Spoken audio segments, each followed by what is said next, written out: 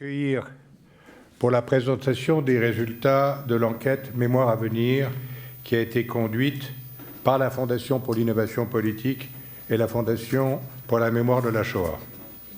Sans que nous l'ayons voulu, cette rencontre entre en résonance avec l'actualité et les terribles attentats islamistes qui ont causé la mort de 17 personnes.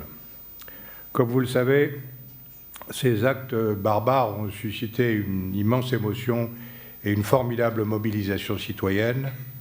Très vite, deux questions se sont posées. Que restera-t-il de ces événements?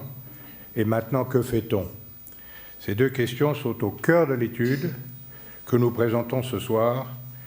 Elles interrogent notre perception de l'histoire et son influence sur nos vies aujourd'hui et demain.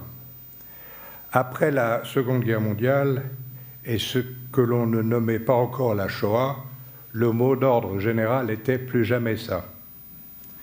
À l'aune des drames qui suivirent, on mesure hélas ce que cette formule avait d'incantatoire. Toutefois, la mémoire des deux guerres mondiales fut aussi à l'origine de la création de l'ONU et de l'Union européenne. Si aujourd'hui, une guerre avec nos voisins allemands est tout simplement impensable, c'est parce que des hommes et des femmes ont fait de cette mémoire douloureuse un aiguillon pour leur action de bâtisseur. La mémoire est une construction sociale complexe. Elle est le produit de discours politiques et médiatiques. Elle se nourrit du travail des historiens et s'enracine aussi dans nos trajectoires personnelles. Il est difficile d'en cerner précisément les contours et d'en mesurer les effets. L'étude présentée aujourd'hui alimentera, j'en suis sûr, notre réflexion sur ce sujet. L'enquête Mémoire à venir est extrêmement riche et traite de multiples aspects.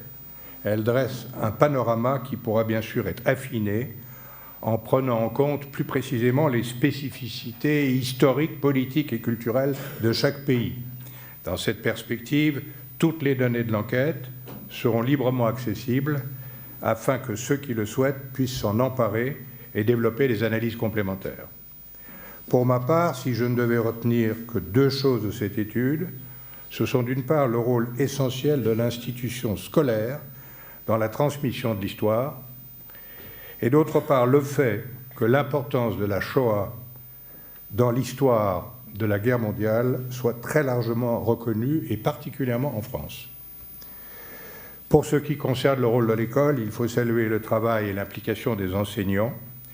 Si des difficultés existent dans certains établissements, il convient, je crois, de les relativiser, tout en écoutant les professeurs qui sont nombreux à demander plus de formation sur des sujets parfois difficiles à aborder en classe, qu'il s'agisse de la Shoah ou d'autres pages de notre histoire.